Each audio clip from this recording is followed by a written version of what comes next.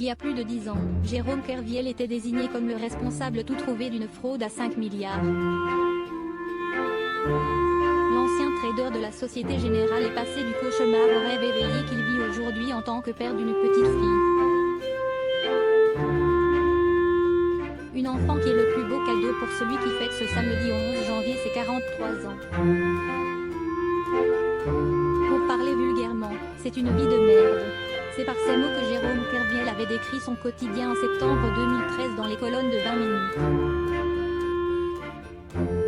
Après avoir passé 5 mois en prison, c'était difficile pour l'ancien trader de la Société Générale condamné à rembourser 1 million d'euros de se reconstruire. Je n'ai ni emploi, ni le moindre revenu. Je n'ai pas de sécurité sociale. Je n'ai pas de logement. Il m'est impossible de construire quoi que ce soit, d'avoir une vie normale, une vie affective normale, expliquait-il. Et heureusement, les choses ont depuis bien changé.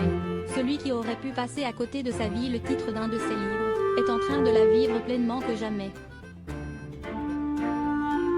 Pour ses 43 ans, il peut compter sur son épouse et sa fille pour lui souhaiter un très bon anniversaire.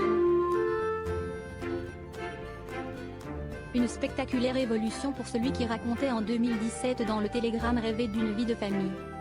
2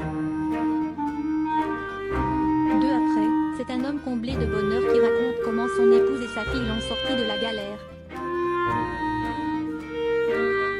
Sans emploi et ruiné il y a encore 2 ans, je n'avais plus de domicile. J'ai été hébergé par un ami, d'autres m'ont dépanné pour que je puisse continuer à manger et à vivre.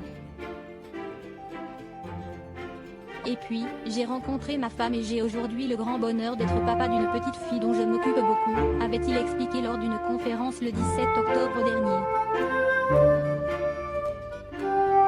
L'occasion pour lui d'indiquer que des projets professionnels se dessinent. Une nouvelle vie loin des idées suicidaires qui lui ont traversé l'esprit par le passé. J'ai eu le pétard dans la bouche une première fois et la corde au cou une seconde fois. Oui, j'ai pensé au suicide. Je reconnais mes fautes mais je refuse de payer pour un système financier devenu fou, indique le père de famille qui continue à s'ériger en victime d'un système qu'il avait dénoncé en faisant une marche de 2000 km contre la tyrannie des marchés.